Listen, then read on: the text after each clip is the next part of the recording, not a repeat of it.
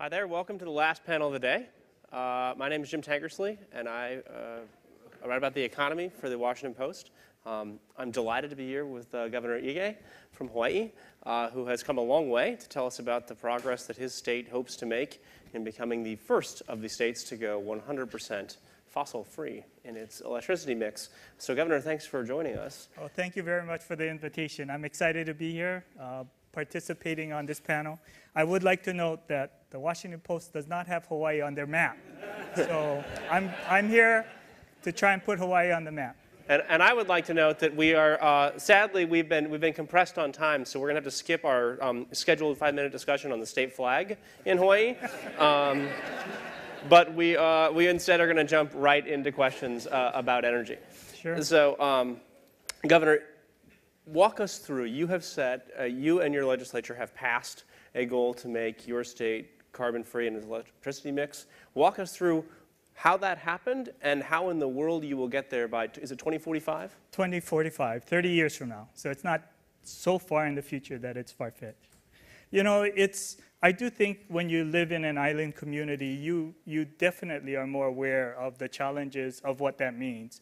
We're the most isolated community on the planet. We have a totally isolated grid. I know a previous panelist had talked about Georgia being the only state that is self-sufficient in terms of water.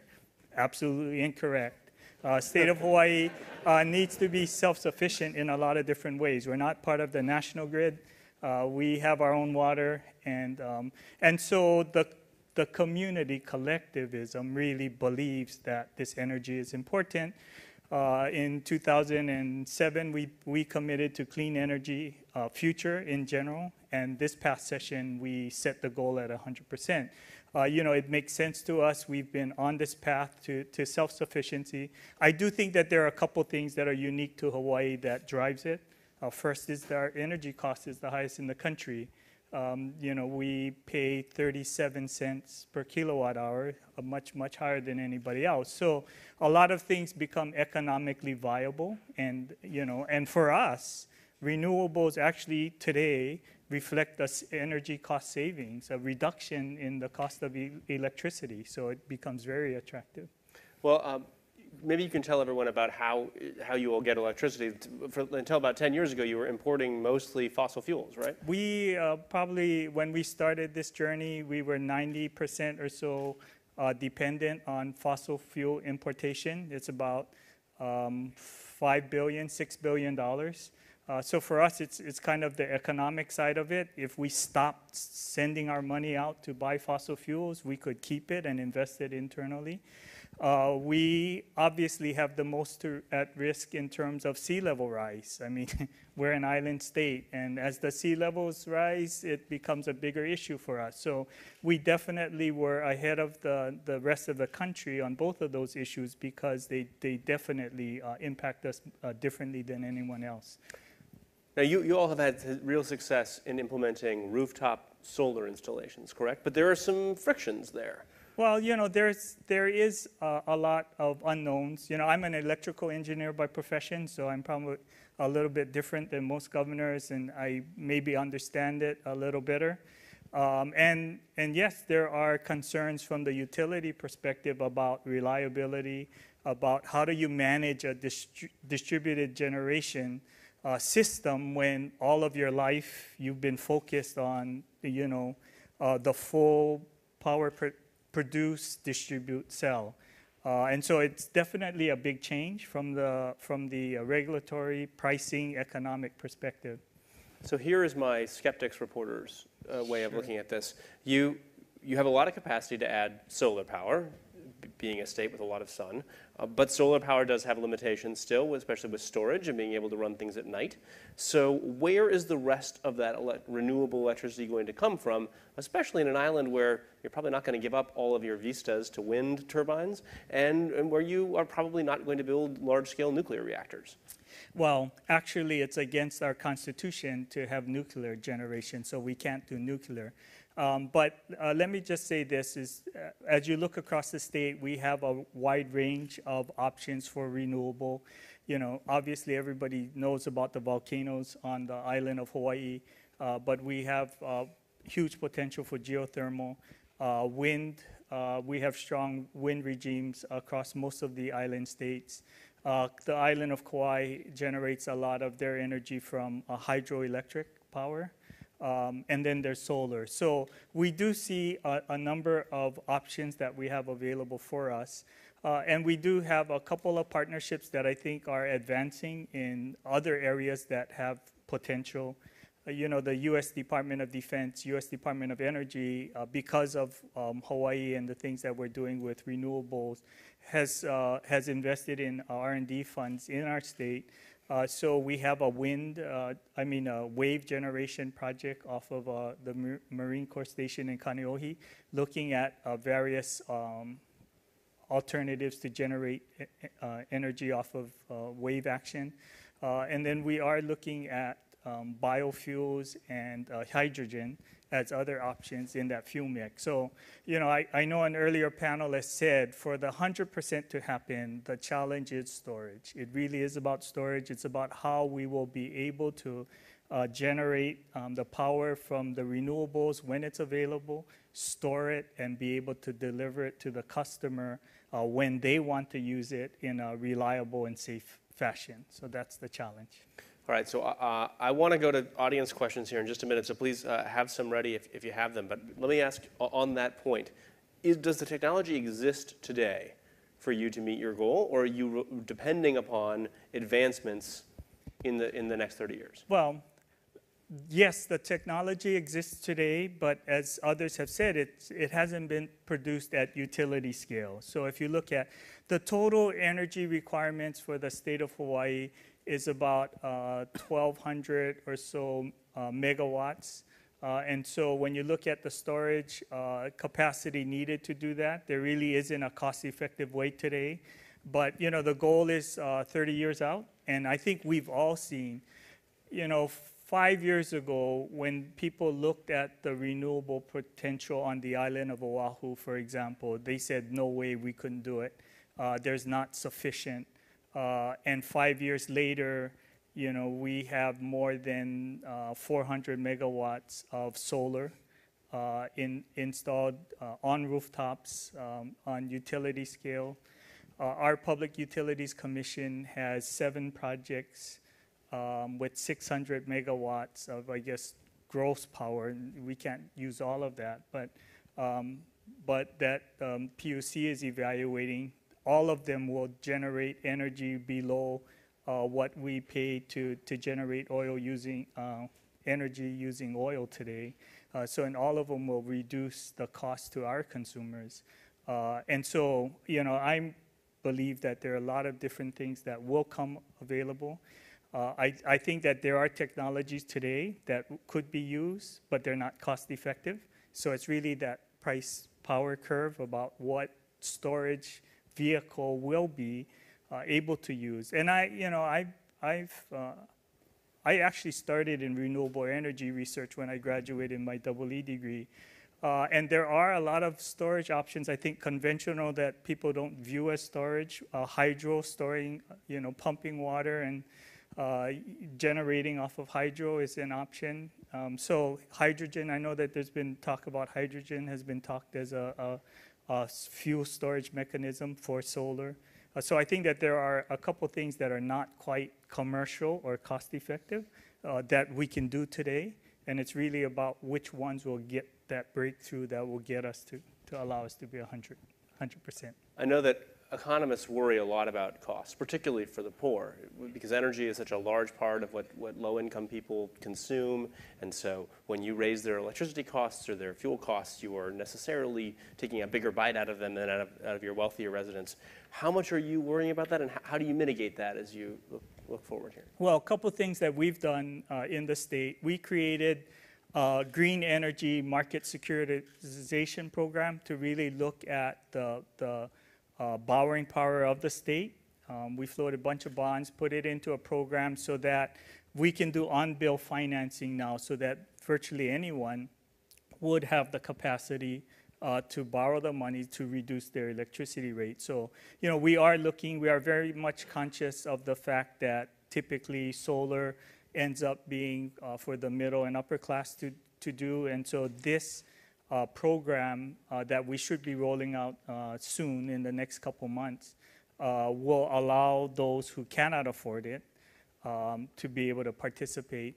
The other area that we just passed this past legislative session is the sense of a community solar. So we've created legislation that allows those that cannot benefit from solar. So they may be renting, they may be in a condominium, obviously that doesn't have the footprint to put up a solar farm, but allows those who don't have the capacity to be able to make an investment and get the benefit from a solar farm somewhere that would be generating and reselling back into the grid.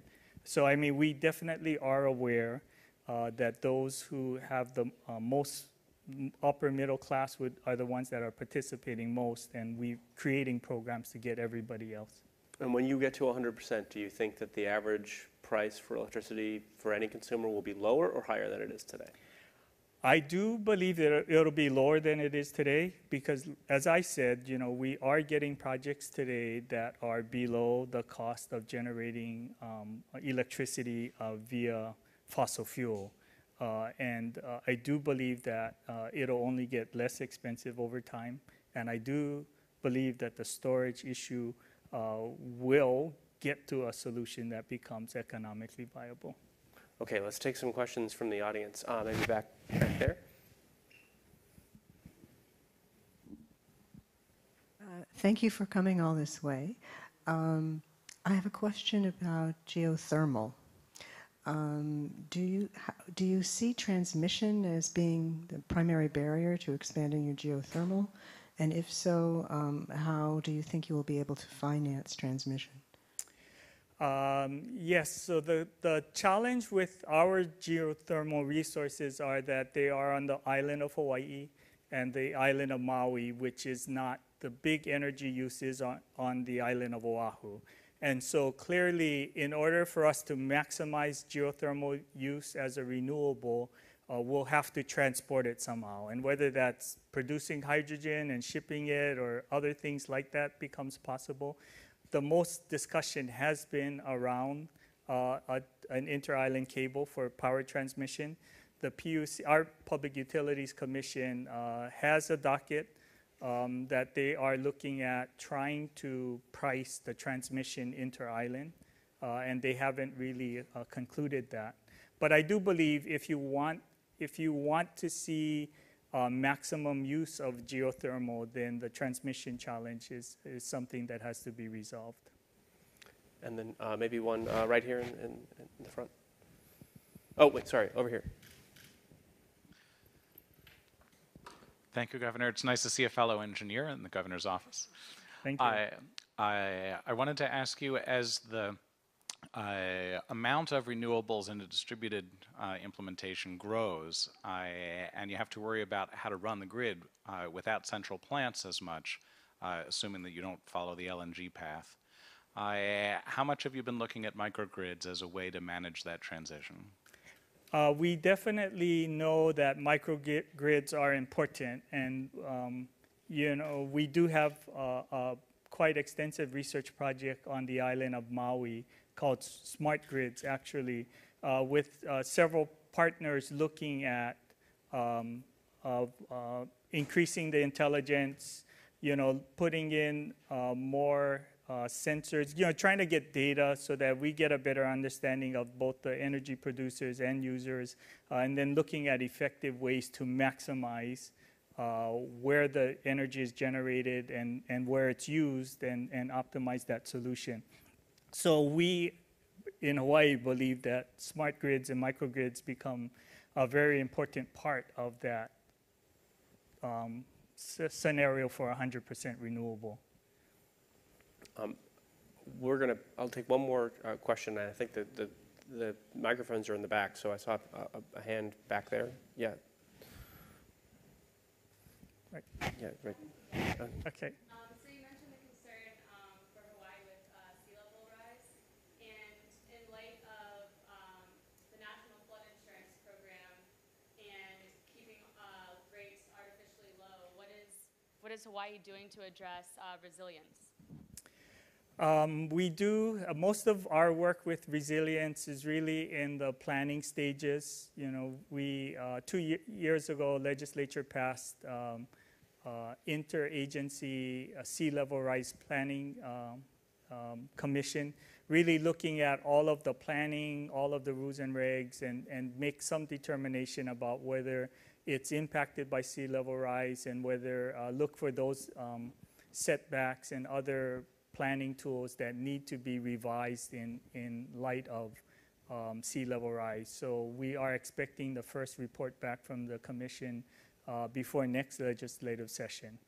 So, you know, we are looking at our emergency management system has really moved toward the notion that each community needs to be prepared for natural disaster, sea level rise, self-resiliency. And so we're in the process of organizing each and every community to think about what happens in natural disaster or sea level rise conditions and start to make plans to improve that. We created a specific task force at Waikiki because, you know, our #1 industry is the hospitality industry, and Waikiki is the #1 asset. And begun to ask the questions about what kinds of public infrastructure or other investments we can make into Waikiki to help us deal with sea level rise and make it a more resilient community. Okay, I want to ask a couple questions about the national context of this, because as you mentioned, you're a small state, but you're going first. So what do you hope, if you pull it off, what would you hope that other states could learn from your experience? Well, I would say that when we pull it off, because I don't believe that there's any doubt that we'll do it. You know, I think that there are a couple things I think that becomes attractive, and I'm really talking to all of you, those of you who are involved with renewable companies, those involved with hydrogen, storage. You know, Hawaii becomes a great test bed. We're an isolated grid. We have actually five or six isolated grids, depending on what scale of project you want to look at. You know, we definitely are committed to solving the problem. You know, we hope to attract R&D types of investments because, yes, the technology exists today, but not commercially viable.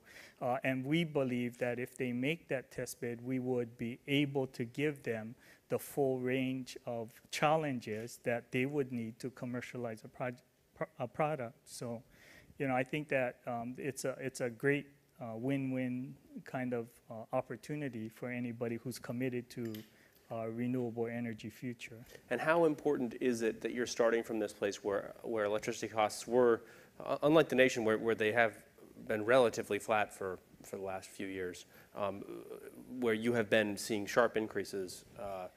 How important is that? Well, I think our utility cost has actually tracked oil. You know, our utilities, our Public Utilities Commission had bought into the energy cost index for more than a decade now. So our consumers have seen their electricity costs fluctuate with the price of oil. So obviously going from more than $100 a barrel to about 50 or 60 today, like I said, the renewable projects we're seeing brings in energy below that cost. So, you know, I think it's a real, we are at a point that our renewable future may be a lower cost future than the oil-fired one, you know, if we can get all of those investments in line. Now, we didn't get a chance to have big political arguments here because there are only two of us, and I'm not a governor. But I do think a lot about the West Coast. I'm from Oregon, and I pay a lot of attention to West Coast politics, and there's clearly sort of almost a green arms race going on among Western state governors in terms of implementing climate policies in Washington and Oregon, your policies, and especially in California. So when you passed this first in the nation 100% goal, did you call Jerry Brown to rub it in a little bit? No, I didn't do that. I apologize. I'm not one of those guys to rub it in. I mean, you know, for me, I guess the easy thing, and I know the previous panel talked a little bit about the politics of green energy, you know, collectively the community was really supportive of the 100% goal. And so it makes it a little bit easier. You know, people are making the decisions. We have the highest solar penetration. People are already making the decision about being green. We're selling lots of electric vehicles. I think that there are other opportunities. Great. Well, Governor, thank you so much for your time. I really appreciate it. Thanks Thank for you. flying all this way. Thank you very much. Thank you all. Thank you. Thank you, Governor. Thank you, Jim. And thank you all for coming. This was really a great day, and it was just fun. So a couple of things. Go to our Washington Post Live website. You'll see videos of this, and also you'll see notes for our next events, and we hope to see you there. And want to thank again WGL and the Edison Electric Institute for their sponsorship, and hope to see you all again soon. Thank you for coming.